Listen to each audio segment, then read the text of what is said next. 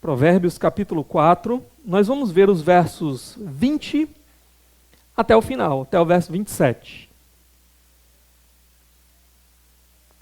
Provérbios 4, do 20 ao 27, mas nesse momento a gente vai ler apenas o verso 20, versículo 20, deixe sua Bíblia aberta, o restante a gente vai vendo à medida da exposição, tá bom? Provérbios 4, 20 diz assim a palavra do nosso Deus: Meu filho, escute o que lhe digo, preste atenção às minhas palavras. Até aqui vamos orar mais uma vez. Ó Deus, obrigado pela tua palavra. Que nesse momento o Senhor possa, por meio da operação do teu Santo Espírito que trabalha no nosso interior, concentrar, ó Deus, a nossa atenção para as tuas palavras. Porque as tuas palavras, elas são vida para nós. É dela que nós necessitamos, Senhor, como alimento sem o qual nós não podemos sobreviver. Que o Senhor nos dê aqui nesse momento um tempo de ouvirmos a tua voz e de sermos transformados pela tua palavra. Nos abençoa, em nome de Jesus é que oramos. Amém. Amém. Hoje eu quero falar um pouco, irmãos, sobre santidade. E a pergunta inicial é: o que é santidade, né? Às vezes a gente tem algumas ideias um pouco esquisitas acerca do que é uma vida santa. Eu me lembro quando eu me converti, por exemplo, aí eu ia para umas vigílias, e quando chegava lá na vigília, né, os irmãos começavam a entregar um recado, né? Deus me revelou aqui, isso, aquilo, outro. E eu ficava ali orando: Senhor, eu quero entregar também. Porque para mim, ser uma pessoa santa, estar no nível espiritual, de mais intimidade com Deus, era ser capaz de ouvir ali audivelmente a voz do Senhor, ou ouvir o Senhor falando na minha mente, e poder trazer essas mensagens de Deus para as pessoas ao meu redor. Depois eu fui descobrir que até Saul profetizou, né? Afastado de Deus.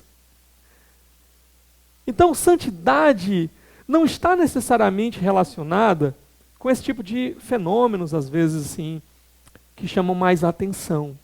Algumas tradições aí acham que santidade é você chegar e cair na hora do culto, então você está cheio de Deus. Ou sair rodando, né? Na hora da pregação, ou na hora do louvor, aí você começar a cortar os laços do inimigo. Então, isso aí é que seria ser uma pessoa santa. Esses dias eu estava conversando com um irmão e ele estava me dizendo que um pastor dizia o seguinte, que chegava para a igreja e dizia assim: irmãos, essa noite eu estava numa guerra com Satanás, com os demônios, eles vinham para cima de mim, eu dava um murro assim na cara do diabo, uma cotovelada na cara do outro demônio. E os irmãos ficavam pensando, né? Rapaz, que homem santo, né? Mas, meus irmãos, santidade, na raiz da palavra, ela tem uma ideia de separação. Santidade está envolvido com uma separação do pecado, daquilo que desagrada a Deus, daquilo que é contrário à vontade de Deus. Então você se apartar, você se separar disso, e você também se separar para Deus, que a gente chama de consagração, né? Você buscar as coisas de Deus, você colocar, orar ao Senhor, pedindo força, desejo pelas coisas dele, colocar em prática na sua vida aquilo que você vai aprendendo do Senhor, aquilo que você sabe que o Senhor se agrada, seu coração ser então capturado por desejo por essas coisas. Então santidade tem a ver com isso, essa separação do pecado e essa separação para Deus. E na nossa vida cristã, na nossa luta por santificação, por santidade, porque santidade não é algo que acontece de maneira instantânea, não é um evento, não é que de repente você se converteu e de uma hora para outra agora você já vive uma vida completamente de acordo com aquilo que Deus espera de você. Não, santidade é um processo. É verdade que diante do Senhor, porque toda a nossa dívida foi paga por Cristo Jesus naquela cruz, Ele já nos considera santos, separados para Ele. Mas até a volta de Jesus, nós vamos estar nos tornando aquilo que Jesus já conquistou para nós naquela cruz. Então é um processo. Processo de a cada dia negar a si mesmo, a cada dia deixar para trás o pecado, a cada dia se aproximar do Senhor. Santidade tem a ver com isso. E nessa luta nós encontramos alguns cuidados que nós devemos ter.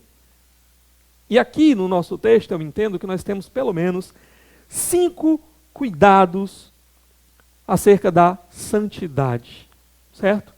Eu estava conversando com a Aline, compartilhando com ela, e ela lembrou de uma música infantil, né, que a gente ensina para as crianças.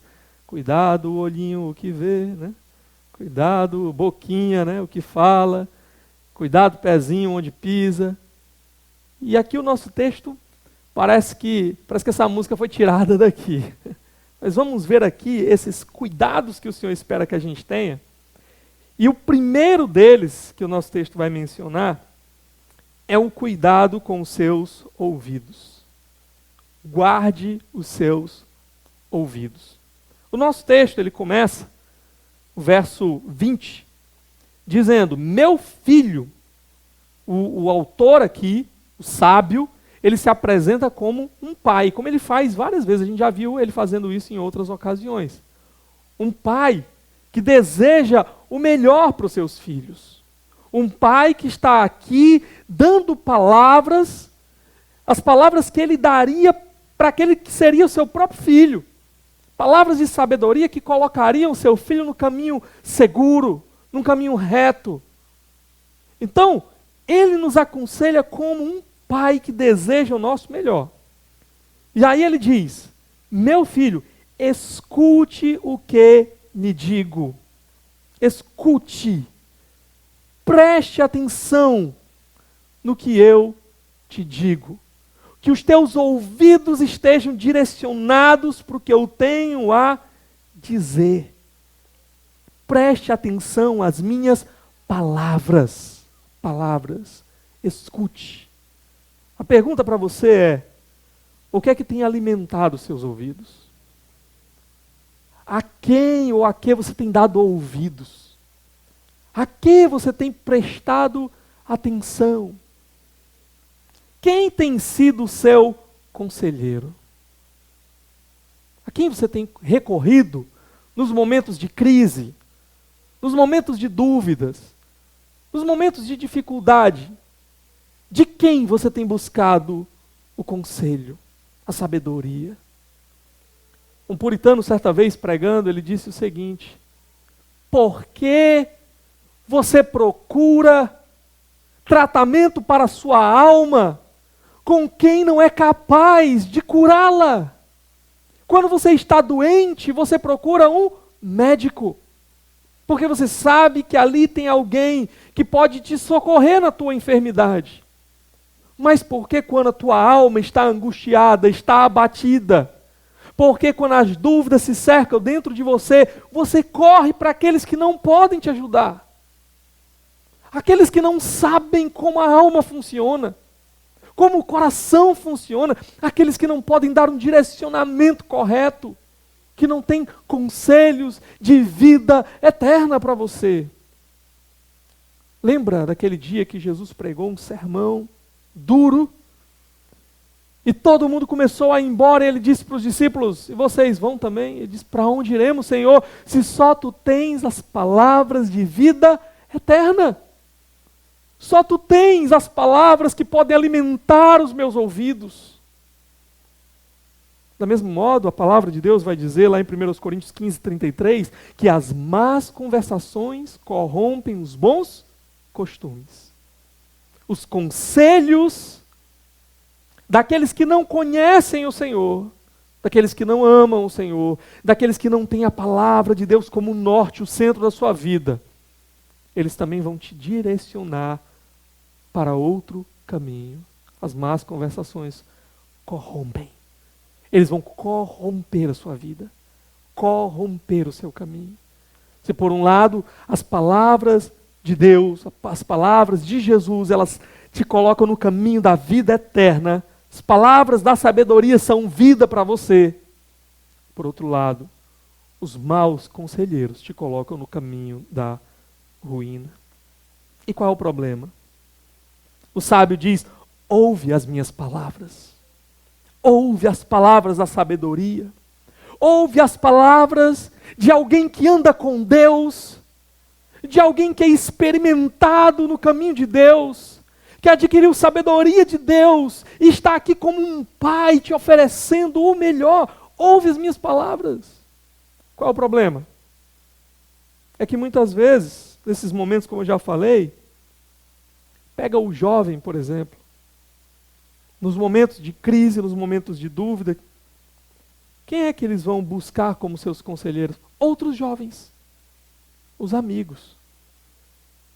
Eles não buscam os pais, eles não buscam irmãos mais maduros na fé, que podem auxiliá-lo nas suas crises de fé. Eles vão buscar outros amigos que são tão inexperientes quanto eles. Como é que eu sei disso? Porque eu já fui jovem. Pode não parecer, né? Mas fui. E quando as coisas aconteciam, para onde é que eu corria? Para a casa dos meus amigos. Pela graça de Deus é que eu me converti cedo e meus amigos, a maioria deles era crente. Então isso ainda me ajudou, né? Mas e quando não são? Para onde os conselhos dos teus amigos vão te levar?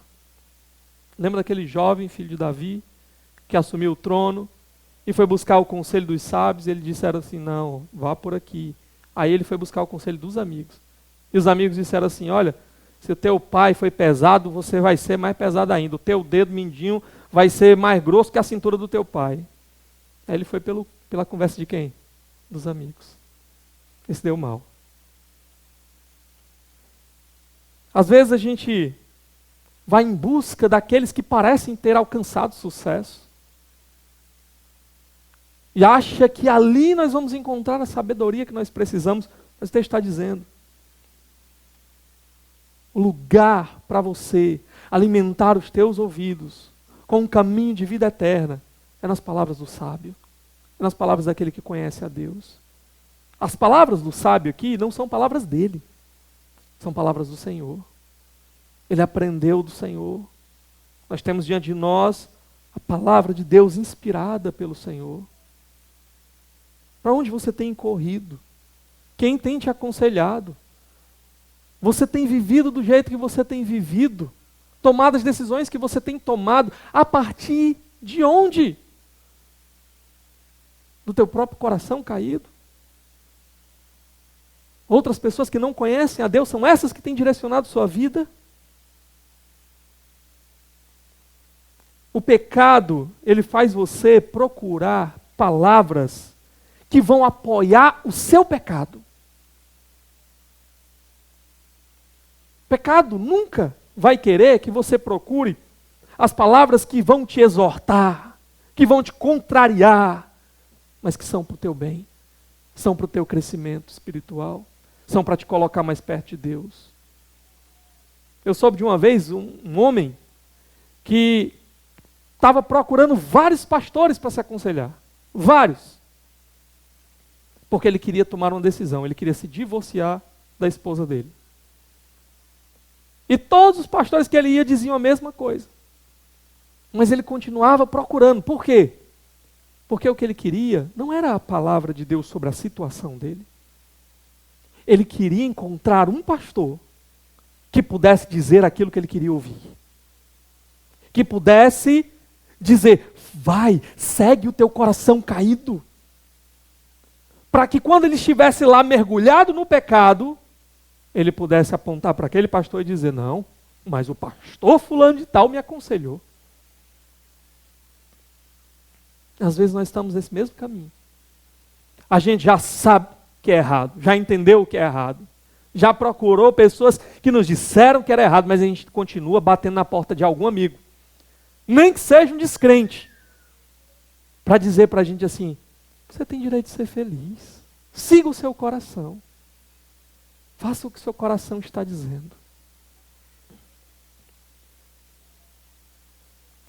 Paulo falou em 2 Timóteo 4, do 3 ao 5, de que chegaria um tempo em que as pessoas elas não suportariam ouvir a sã doutrina, a pregação saudável, o ensino saudável de Cristo. Elas teriam como comichões nos seus ouvidos, cócegas, coceira nos ouvidos. E elas iam procurar pessoas Não aquelas que apontariam o caminho de Cristo, aquelas que viriam fazer cosquinha assim, ó, que iriam coçar o ouvidinho delas. Essa é a triste realidade. A questão é, por que não dar ouvidos ao sábio? A palavra de Deus está dizendo para você, busque encher os seus ouvidos com a palavra de Deus. Mergulhe nas Escrituras. Busque conselhos de quem está cheio da palavra de Deus, que transpira a palavra de Deus, que vai poder dizer de Deus para você. É muito interessante que há pessoas que muitas vezes elas começam a entrar em crise espiritual. Estão em crise, estão confusas acerca da fé, estão cheias de dúvidas, estão vacilantes na fé. E qual é o problema? Geralmente, o problema não é uma questão intelectual. O problema geralmente é moral. Sabe por quê? Porque quando você está com dúvidas sobre alguma coisa, o que é que você faz? Você pesquisa, não é? Você corre de um lado para o outro, consultando opiniões, procurando os especialistas, procurando aquelas pessoas que podem dizer para você qual é a melhor saída, qual é o melhor caminho. Mas algumas pessoas dizem, eu entrei em crise, eu não consigo mais, eu tenho dificuldades com as verdades de Deus, etc. E o que você está fazendo? Você já procurou? Você já buscou aqueles que talvez possam sanar as suas dúvidas? Eu me lembro muito do caso do reverendo Augusto de Nicodemos. Ele disse que durante o seu mestrado ou doutorado, na África do Sul, na Holanda, não lembro bem, ele disse que começou a ser bombardeado com um material bem liberal, traduzindo para os irmãos, bem anticristão assim. E ele disse que só lia aquilo, porque era uma leitura obrigatória lá, nos seus estudos.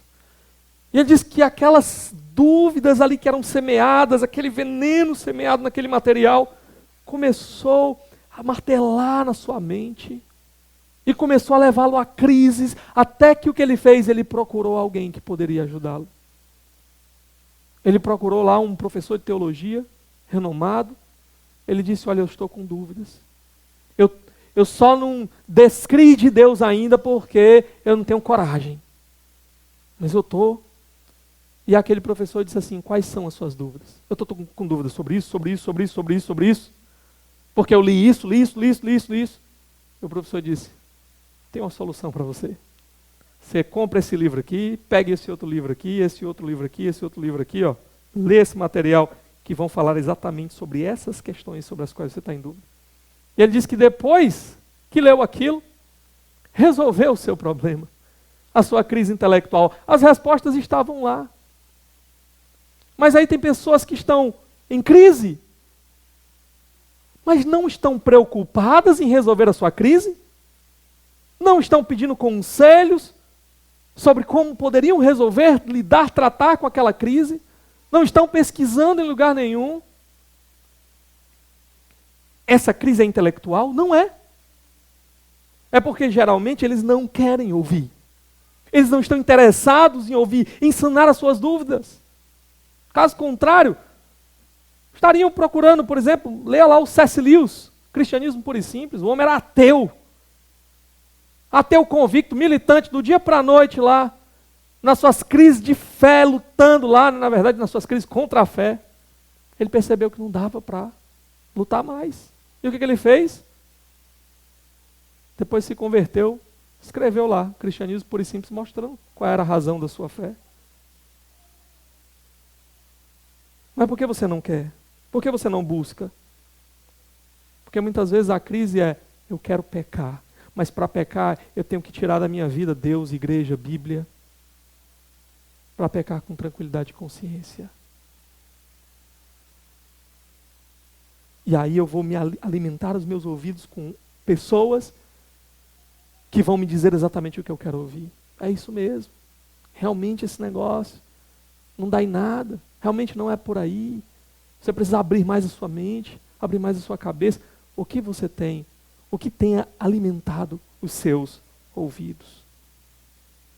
O que o autor está nos ensinando aqui é: guarde os seus ouvidos, cuidado com os seus ouvidos, ouça com atenção a palavra do Senhor. Que ela seja o que alimenta os teus ouvidos. Aqui o segundo cuidado que ele vai nos dizer é: cuidado com os seus olhos. Guarde os seus olhos. Verso 21, ele diz: nunca as perca de vista. Nunca perca as minhas palavras de vista. Nunca tire elas de diante dos teus olhos. Irmãos, quando a gente escuta um conselho, as palavras não ficam aqui na frente dos nossos olhos, né? O que é que ele quer dizer com isso daqui? A ideia é de dar atenção de tal forma como se aquelas palavras elas ganhassem vida diante de nós. A gente refletisse de tal forma que a gente enxergasse o curso daquelas ideias, daqueles conselhos. Observar, talvez, exemplos de pessoas que têm seguido este caminho e pessoas que têm ido por caminho contrário. Observar. Ter os nossos olhos no lugar certo. Mais uma vez a pergunta para você é: o que é que tem alimentado os teus olhos? O que é que você tem colocado diante dos teus olhos? O que é que você assiste? O que é que você lê?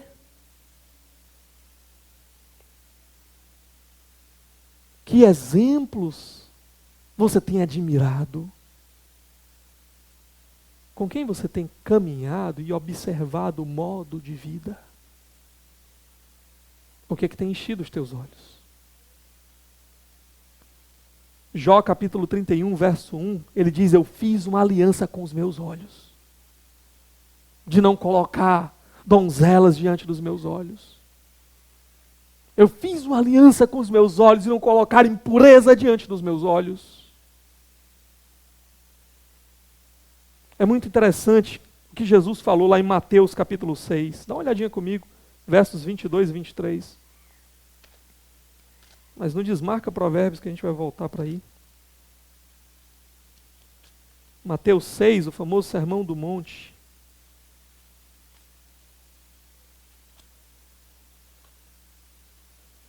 Versos 22 e 23 ele diz: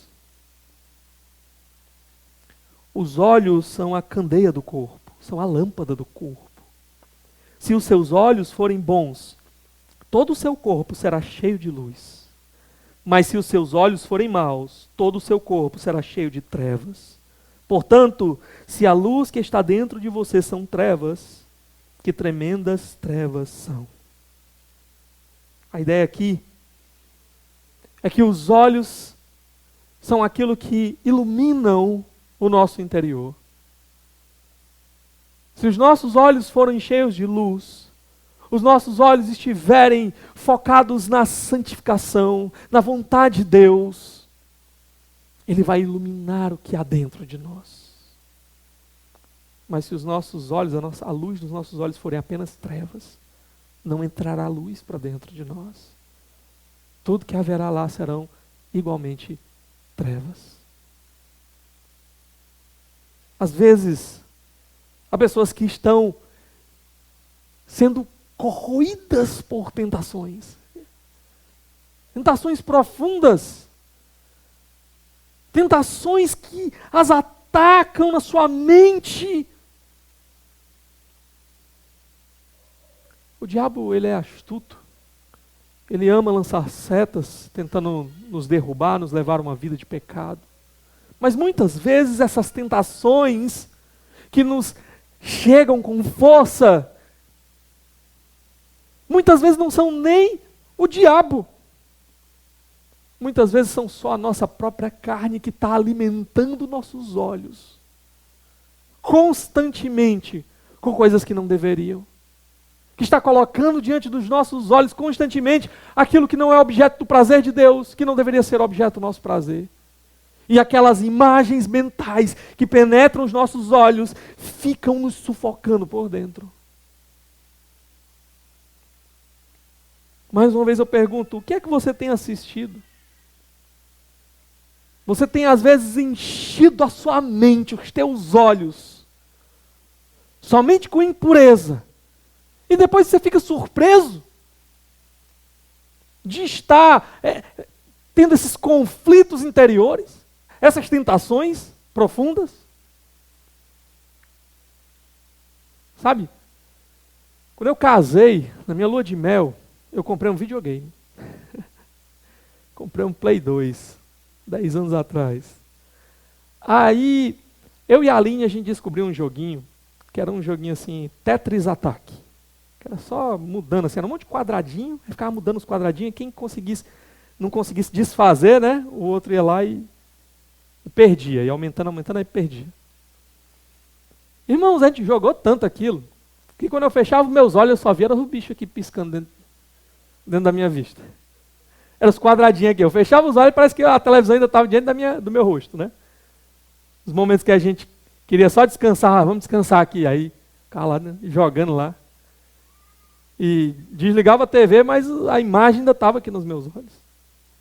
Para citar o reverendo Augustus novamente, Nicodemos, ele veio uma vez aqui em Fortaleza, e eu e a Aline, a gente foi lá na palestra que ele foi dar num domingo de manhã, ele falou sobre pornografia. E ele contou um pouco do seu testemunho, de como antes da sua conversão, ele viveu uma vida completamente desgarrada, imoral.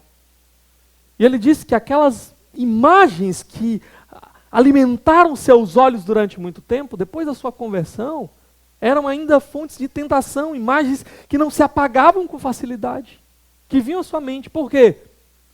Porque foi o que alimentou seus olhos durante muito tempo.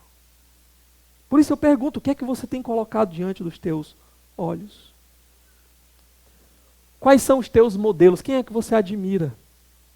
A gente começa a olhar para alguém, a gente começa a admirar aquela pessoa, e a gente vai buscando se transformar naquela pessoa. Se você tem colocado modelos errados diante de você, esses modelos eles vão te arrastar para o mesmo caminho. Se as pessoas com quem você quer caminhar, as pessoas que você admira, os teus amigos, são pessoas que não andam com Deus, é para lá que mais e mais eles vão querer te arrastar.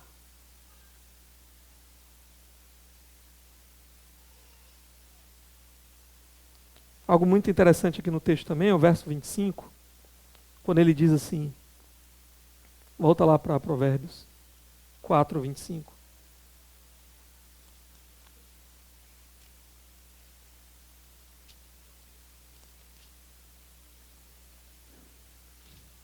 Olhe os olhos aqui. Olhe sempre para frente. Mantenha o olhar fixo no que está diante de você. Basicamente o que ele está dizendo aqui, mantenha os seus olhos no alvo. Mantenha os seus olhos no foco. Eu já contei para vocês aqui, né?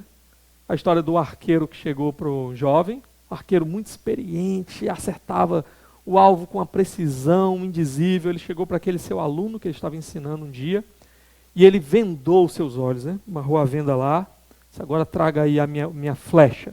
Pegou a flecha aqui de olhos vendados, puxou a flecha aqui até atrás e soltou, né? Aí a flecha foi longe do alvo, né? Muito longe do alvo. E o jovem não entendeu. Eu pensei que você ia me mostrar que depois de anos de prática de treinamento, você conseguia acertar até de olhos fechados, né? Ele diz, não, a lição que eu quero lhe dar é outra. A lição que eu quero lhe dar é que não importa o quanto você tenha treinado, se você desviar os olhos do alvo, você vai errar. Não importa o quanto você tenha treinado, se os seus olhos não estiverem fixos no alvo, você vai errar. E como a gente se deixa distrair do nosso alvo. Como a gente deixa que coisas invadam a nossa vida e comecem a nos arrastar de um lado para o outro. Às vezes a gente fica olhando para trás. Quando a gente deveria estar olhando para diante, a gente ainda está preso em coisas que a gente deveria ter deixado para trás há muito tempo. Eu gosto daquela expressão lá de Hebreus, né, quando ele fala, desvencilhando-se de todo o peso e de todo o pecado que nos assedia, tudo aquilo que tenta nos arrastar para trás. Mantenhamos os nossos olhos fixos naquele que é o autor e consumador da nossa fé, aquele que está diante de nós, aquele que já venceu a corrida por nós e que está apontando o caminho para a gente. Pegue um cristão que começa a negligenciar algumas coisas. Ele começa a negligenciar o congregar, o estar no meio do povo de Deus. Ele começa a negligenciar as amizades cristãs, ele se afasta dos seus amigos que andam com o Senhor, e ele começa a se misturar só com gente que não conhece o Senhor. Ele começa a negligenciar a leitura da palavra de Deus, ele não se alimenta mais da voz do Senhor, ele começa a se alimentar então de outras coisas. A nossa alma está faminta. E às vezes nós estamos enchendo, entupindo a nossa alma de comida que só faz mal. Ele começa a negligenciar a oração, a comunhão com Deus.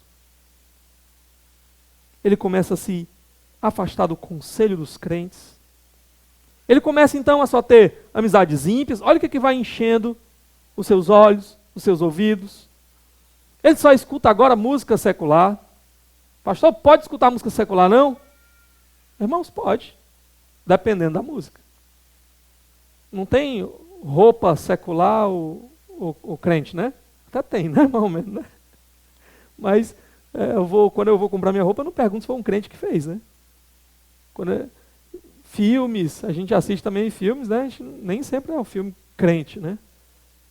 A gente vai no cabeleireiro e não pergunta se ele é crente. Então, tem música boa e tem música ruim. Tem música que tem um conteúdo que reflete a imagem de Deus que todo homem carrega. Todo homem tem a imagem de Deus, ela só está distorcida por causa do pecado. E aqui e acolá, esses homens refletem um pouco dessa imagem. Às vezes ele fez uma música bela sobre o amor. Sobre um amor conjugal, por exemplo, o marido da esposa. Deus não louva esse tipo de amor, né? Tem um livro aqui só sobre isso na Bíblia, Cantares de Salomão. Às vezes ele faz uma música bonita sobre amizade. Às vezes sobre coisas belas da vida.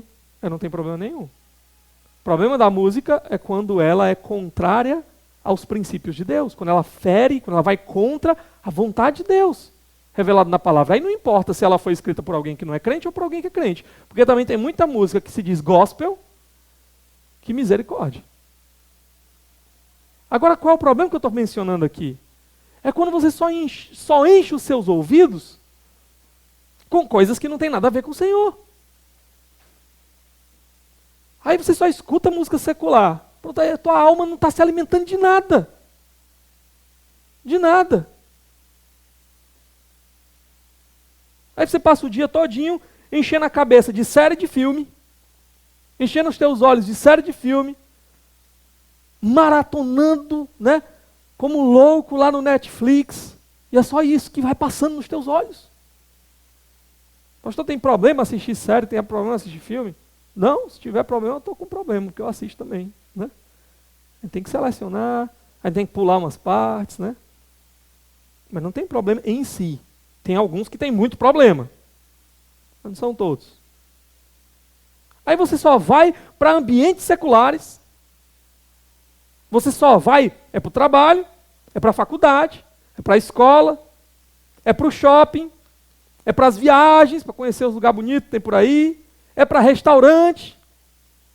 Para a igreja você não vai. Aí você se cerca só de coisas que não estão te empurrando para Deus. Pega um crente que está agindo desse jeito aqui. Onde é que ele vai terminar? Essas coisas elas vão roubar o foco dele, vão desviar o olhar dele. Em pouco tempo ele vai estar apático, ele vai estar frio, se não morto mesmo. Por quê? Porque Jesus já nos disse, nem só de pão viverá o homem, mas de toda palavra que sai da boca de Deus. E se você então quebra a sua dieta da palavra de Deus, se você se afasta daquilo que pode te levar para mais perto de Deus, que pode botar os teus olhos na direção de Deus, não tem forte, não tem sábio, não tem bom. Para de comer durante um tempo. Como é que você vai ficar? Não importa se hoje você tem 90 de bíceps. Para de comer, um mês. Você morre. Da mesma forma. Começa a alimentar a tua alma, a tua vida, o teu coração, só com coisas que não te levam para Deus. Para onde é que você vai? Dentro de pouco tempo.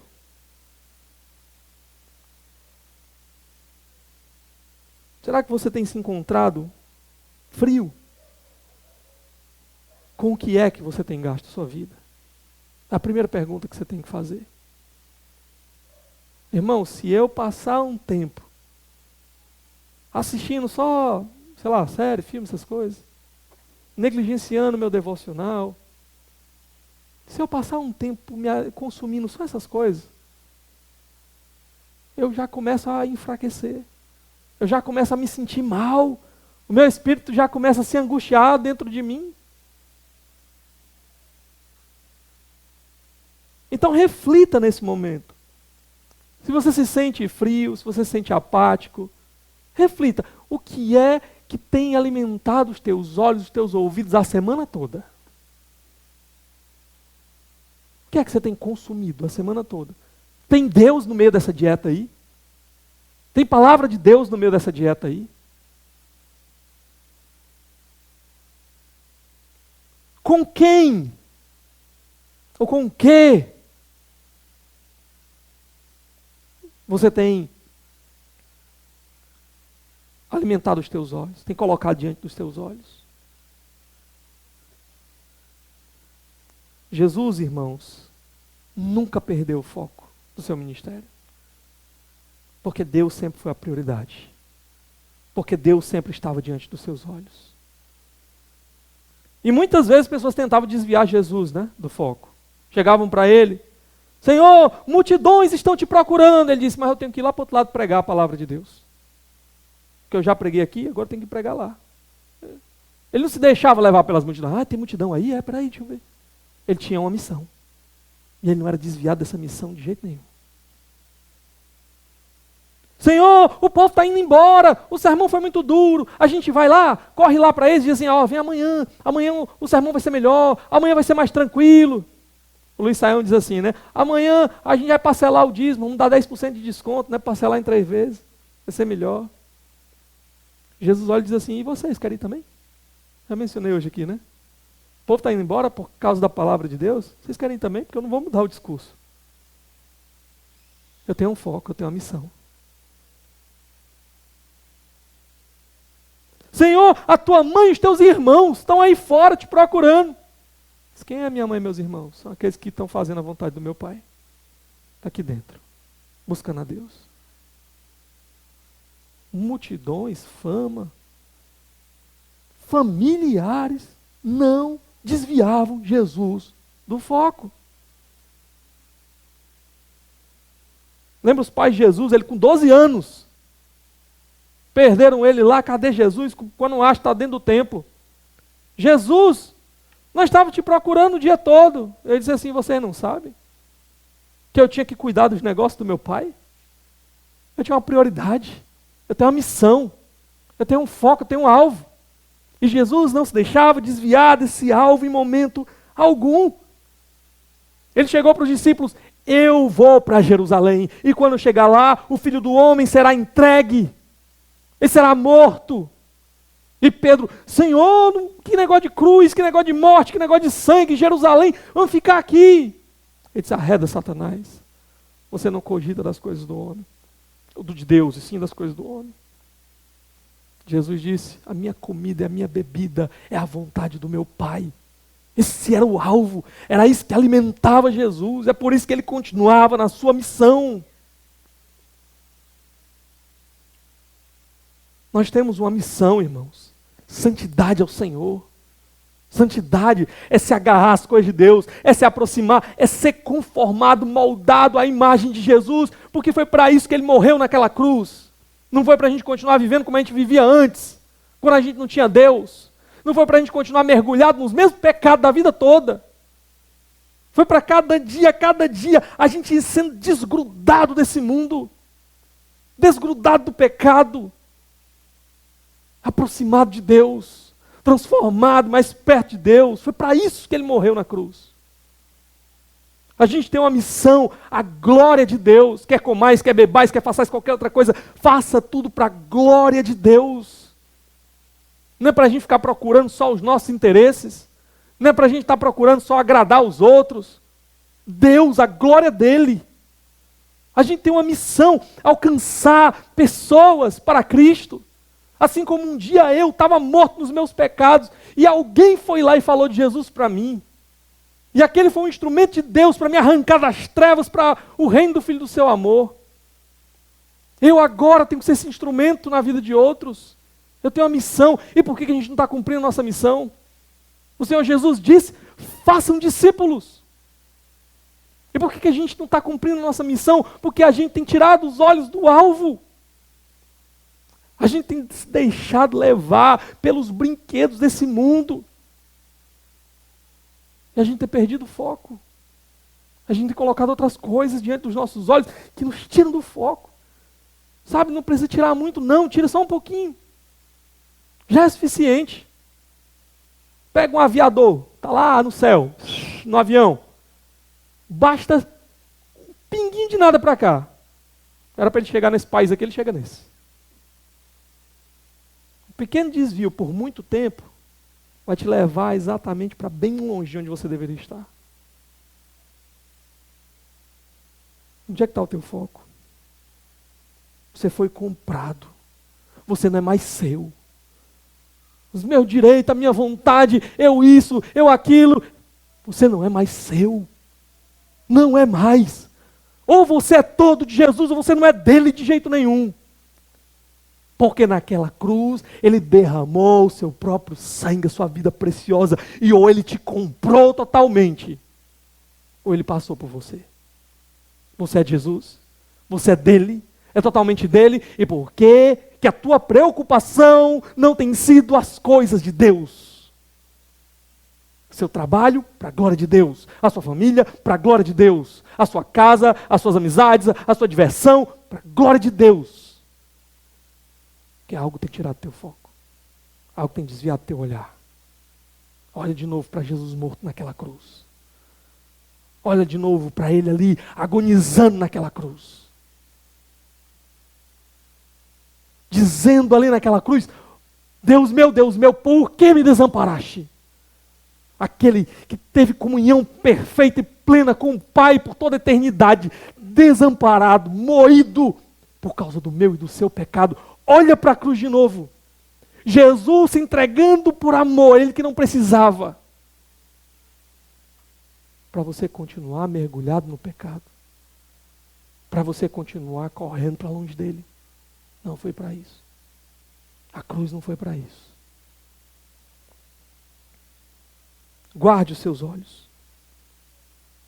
Mantenha os seus olhos naquilo que favorece, que te ajuda a completar a tua missão. Aquilo que te alimenta. A gente estava lá no acampamento da liderança, conversando lá, planejando, e a gente teve tempos devocionais lá. E eu falei para os irmãos, quando eu começo a perceber que eu estou me sentindo fraco, que eu estou me sentindo frio, que tem alguma coisa errada dentro do meu interior, o que eu faço? Eu fico parado de braços cruzados, simplesmente esperando até que algo aconteça, até que um anjo apareça na minha frente e diga, ei, eu vim aqui te despertar. Não. A gente passa, irmãos, às vezes por desertos, porque a nossa carne milita contra o Espírito. Mas a grande pergunta é o que você, como um crente, um filho de Deus, comprado por Jesus, vai fazer quando você estiver passando no meio do deserto? Você vai continuar parado lá? Ou você vai correr para onde tem água? Você vai correr para onde tem alimento? Quando eu começo a me sentir meio mal, a primeira coisa que eu faço, eu corro para onde eu posso encontrar Jesus. Eu vou lá, eu vou ligar a minha televisão e botar lá no YouTube, lá, gente cantando sobre Jesus. Eu vou ouvir pregação sobre Jesus. Eu vou ler a palavra. Eu vou dobrar o meu joelho, mesmo sem vontade. Deus, revela-te a mim, revela-te a mim. Não me permita continuar frio, não me permita continuar apático. Vem e me visita. Levanta-me daqui com teu poder. Irmãos, e Deus sempre vem. Por quê? Porque Ele tem prazer Ele tem prazer em responder às orações do seu povo, quando essas orações estão de acordo com a vontade dele. E não tem nenhuma oração que Deus se agrade mais do que: Senhor, faz a tua vontade. Senhor, tem comunhão comigo. Senhor, me levanta e me faz viver uma vida que te agrada. Deus tem prazer nisso. Ele tem prazer então em visitar o seu povo e levantar com poder. Quando o seu povo está quebrantado, buscando a sua presença, se esforçando para estar na sua presença. Guarde então os teus olhos, guarde os teus ouvidos, se alimente com as coisas de Deus. Mas tem ainda aqui uma terceira coisa, terceiro cuidado que você precisa ter. Cuidado com seus pés. Cuidado com seus pés. Dá uma olhadinha comigo aí, verso 26 e 27. Veja bem por onde anda, e os seus passos serão seguros. Não se desvie nem para a direita, nem para a esquerda. Afaste os seus pés da maldade. Cuidado com os seus pés. Eu não vou demorar muito aqui. Mas o texto ele fala sobre a direção da nossa vida. Por onde é que a gente tem caminhado? Por onde é que a gente tem ido? Por onde é que a gente tem andado? Deixa eu te dizer uma coisa. O texto está falando, olha, te aparta daqueles caminhos que te levam para o mal. Porque esses caminhos são perigosos. Presta muita atenção onde tu está colocando o teu pé. Para quê? Para que você esteja num caminho seguro. Caminho seguro, um caminho que vai fazer bem a tua vida, a tua alma. E não que vai te destruir no final. Que vai te levar para dentro de uma armadilha e vai te prender ali. Sabe? Nem todo lugar é lugar para você. Tem coisas, tem pessoas, tem ambientes que a gente tem que perder mesmo quando a gente vai para Jesus. Porque muitas vezes vão ser gatilhos de armadilha para a nossa vida. Presta muita atenção para onde você tem andado, onde você tem colocado o teu pé. Cuidado com aquilo que parece um atalho. Cuidado com aquilo que parece ser um caminho fácil e largo. Cuidado. Se mantenha sempre no caminho que o Senhor ensine, por mais difícil que ele pareça, por mais estreito que ele pareça. É Ele que vai te levar para o lugar certo. Há também aqui um quarto cuidado que ele vai nos ensinar no verso 24. Cuidado com a sua boca. Cuidado com a sua boca. Olha aí o verso 24.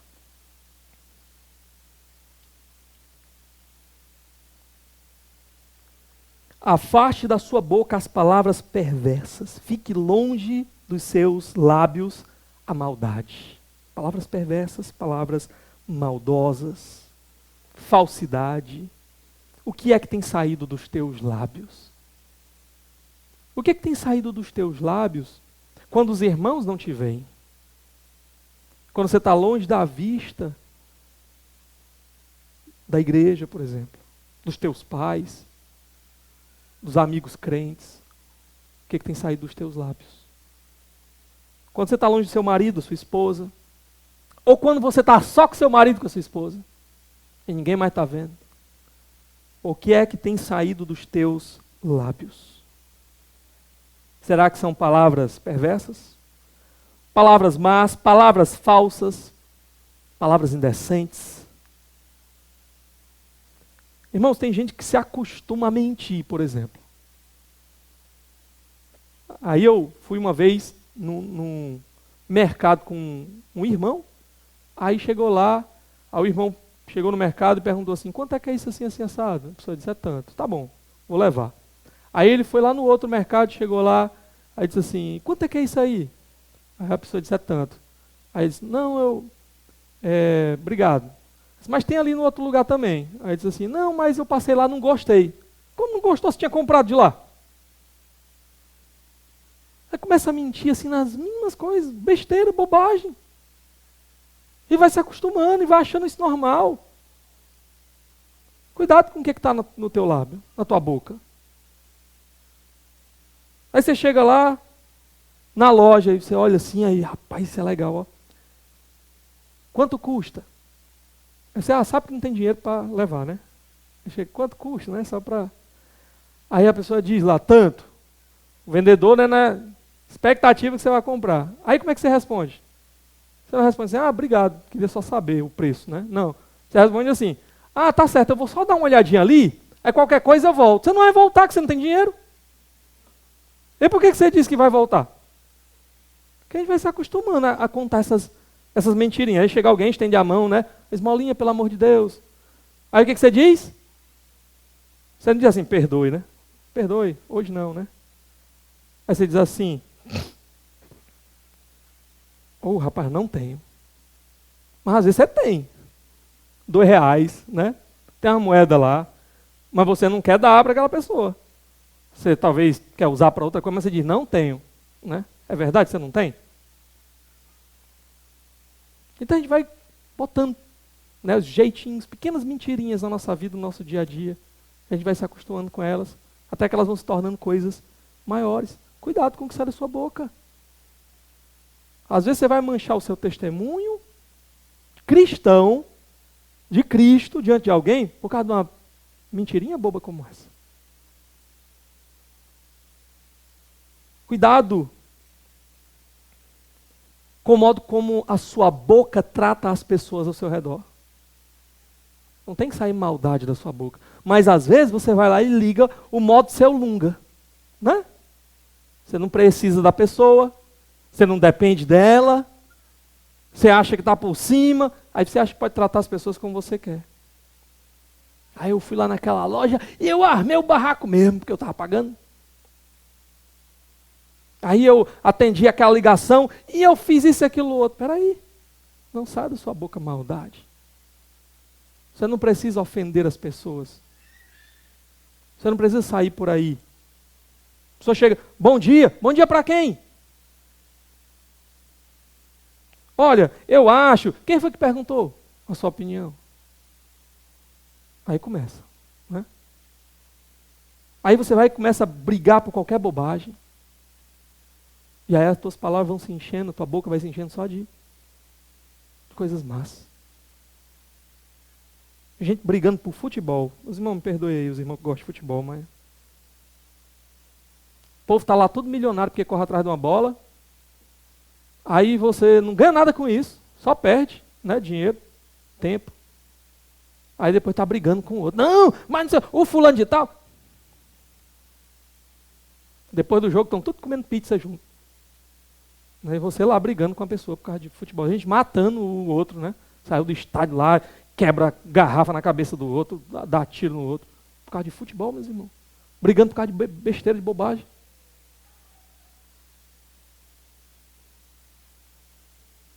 Cuidado com a sua boca, uma boca suja. Uma boca que sai obscenidades, como eu já falei, palavras de duplo sentido, piadas indecentes e imorais. Cuidado. Efésios capítulo 5 vai dizer, não saia da sua boca nada disso, não. Piadinha imoral, não saia da sua boca. Tenha cuidado com seus lábios. Eu fui uma vez numa igreja, e quando acabou o culto, aí o presbítero da igreja veio conversar comigo. Irmão, de cada 10 palavras que ele falava, 11 era palavrão. O homem era advogado, esse era o presbítero da igreja. Porque ele está tão habituado, está tão acostumado, provavelmente no ambiente de trabalho dele, está lá com os amigos lá, tudo boca suja, e ele vai o quê? Só ouvindo aquilo, só vendo aquilo, aí começa a reproduzir aquilo, o linguajar dele. Que ele não se sentia nem constrangido. Eu fiquei assim, meu Deus do céu. Cuidado com ofensas. Você é isso, você é aquilo. Esses dias eu estava pregando sobre isso, né? É porque você é igual a sua mãe. Pronto. Não sei porque que a véia é tão ruim desse jeito, né? Que é uma comparação mal, né? Má, ruim. Você é igual ao seu pai, né? Cuidado com o que sai da sua boca.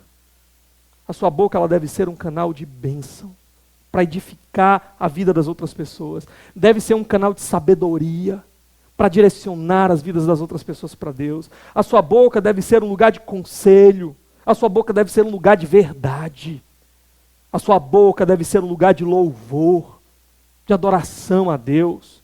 A sua boca deve ser um lugar de consolo, de conforto, de correção, e não um poço imundo de pecado. Não é isso que deve ser a sua boca. Deus não a criou para isso. Como é que você tem usado sua boca? É só para fofocar? É só para caluniar? É só para mentir? É só para destruir as pessoas, humilhar as pessoas, maltratar as pessoas? Como é que você tem usado a sua boca? Cuidado, viu? Porque muitas vezes as suas palavras, as palavras que saem da sua boca, elas falam mais de quem você é do que do outro. Porque a boca fala do que o coração está cheio. Aí você está lá, né? Só jorrando imoralidade, obscenidade, mentira, calúnia, fofoca. E aquilo está falando de você, que o seu coração está cheio daquilo.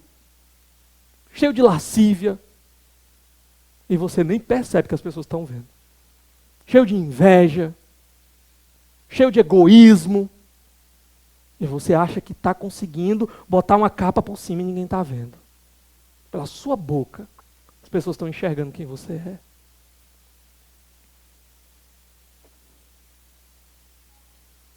A quinta e a última verdade aqui, o quinto e último cuidado que o nosso texto nos ensina, está aí nos versos, primeiro 21, finalzinho do 21, ele diz assim, primeiro, né, nunca as perca de vista, ele termina, guarde-as no fundo do seu coração. O quinto e último cuidado aqui é cuidado com o seu coração. As palavras do sábio, longe de você tampar os ouvidos para ela, fechar os olhos para ela, se desviar dela, você deveria pegar essas palavras e guardar no seu coração. Fazer como Davi, né? A tua palavra, Senhor, escondi guardada no meu coração, para não pecar contra ti. Eu memorizei a tua palavra. Eu me enchi da tua palavra, para que no dia mau a tua palavra pudesse me socorrer e eu não pecasse contra ti. Guarda o teu coração. Olha os versos 22 e 23. Pois são vida para quem as encontra e saúde para todo o seu ser. Acima de tudo, guarde o seu coração, pois dele depende toda a sua vida. Acima de todas as coisas que você deve guardar, de tudo que a gente falou aqui, cuida dos teus olhos, cuida da tua boca, cuida dos teus ouvidos, cuida dos teus pés, e acima de tudo, guarda o teu coração. O que é o coração? O coração é quem nós somos de fato, é quem nós somos por dentro. O coração está envolvido com aquilo que a gente pensa, com aquilo que a gente sente, com aquilo que a gente deseja. A nossa vontade é quem nós somos de fato, quem Deus vê que nós somos. Às vezes a gente esconde das pessoas o nosso coração, mas a gente sabe quem nós somos e Deus sabe quem nós somos. E é muito interessante a metáfora que ele usa, né? Dele procedem as fontes da vida. A figura de um rio. A figura do rio lá, ele tem a fonte. O coração é essa fonte. E dali jorra a água para todo o restante do rio. O que acontece? Se você não guardar a fonte, se a fonte estiver suja, como é que vai ser o rio? Não importa que tratamento você faça para limpar o rio, se a fonte estiver suja, ele vai continuar imundo. É como botar um band-aid em cima dele. Não vai servir para nada. Por isso ele está dizendo, vai lá no teu interior. E de tudo que você tem que guardar, tudo que você tem que ter mais cuidado, é com aquilo que está dentro de você. É aquilo que contamina quem você é. Jesus não disse isso, né? Não é o que entra pela boca, é o que sai. Porque vem do coração. Guarda o teu coração, se o teu coração estiver sujo. Se o teu coração estiver cheio daquilo que não agrada a Deus, todo o resto vai ser guiado para a imundície. Mas se o teu coração estiver com o Senhor, tudo mais vai caminhar na direção do Senhor. Por isso que a gente tem que tratar o coração. Guardar o coração, ele é o centro O resultado ele fala de saúde, né? Ele fala, basicamente aqui é de bem-estar. Se o teu coração estiver bem, a ideia é que você vai estar bem. Você vai estar bem diante do Senhor. Você vai estar tranquilo. Você vai estar em paz. Não interessa o que está acontecendo ao teu redor. Se você está em comunhão com o Senhor, você está seguro, você está tranquilo, você está em paz, porque você sabe quem é o Deus que você tem. Você sabe o que te aguarda e que ninguém vai poder arrancar de ti. A gente não começou hoje lendo? Nada vai nos arrancar. Nem morte, nem anjo, nem demônio, nem coisas do presente, nem do porvir, nada. Vai nos separar do amor de Deus que está em Cristo Jesus, do que Ele tem guardado para nós lá no final. É por isso que a gente pode descansar. Eu me lembro daquele pregador do passado lá, que foi capturado, levado diante do imperador.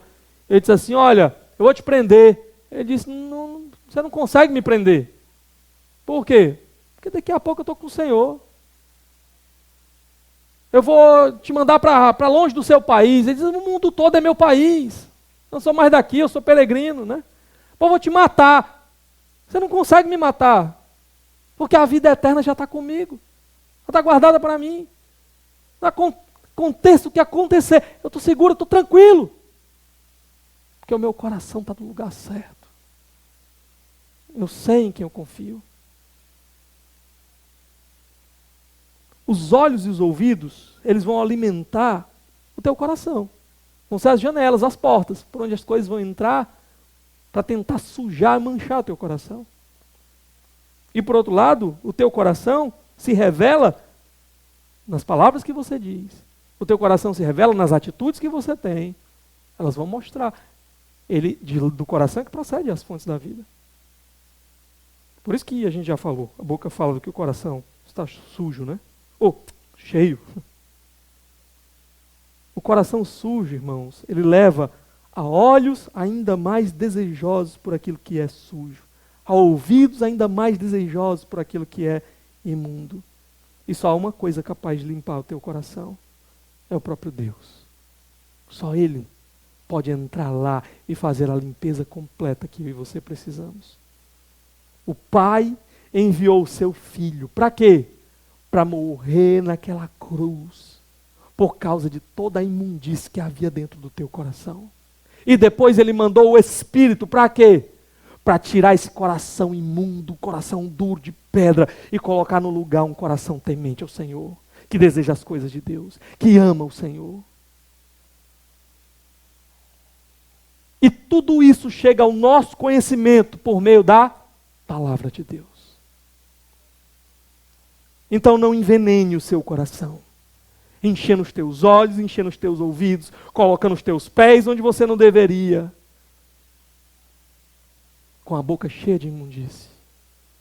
Foge, foge, foge. Porque se o teu coração estiver imundo, ele só vai te levar para a ruína.